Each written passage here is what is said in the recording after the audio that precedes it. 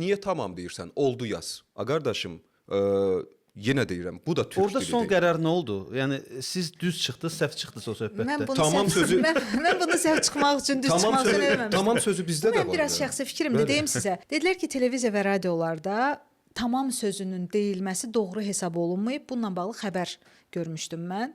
Şəxsi fikrimi paylaşdım.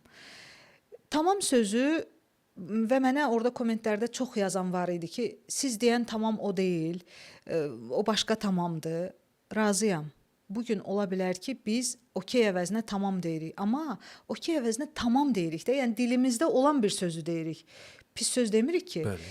Bu bizim dilimizə yatırsa, tamam sözünün Azərbaycan dilində bilirsiniz nə qədər formasını dəyişmiş formalar var, yəni dəyişilmiş formalar var. Tamamlıq var, nə bilim tamamilə var, tamamlamaq var və s. və axır. Yəni şəkilçi qəbul edildikcə bu söz müxtəlif formalara düşür. Tamam adı var. Hətta mənə yazmışdılar ki, mənim nənəmin adı tamamdır. Var.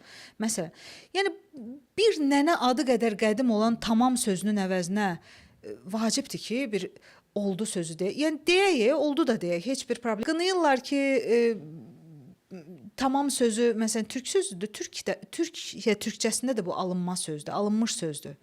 Ona görə də bir söz Azərbaycan dilində uzun bir ömür yaşayıbsa, artıq qəbul olunubsa, Bəli.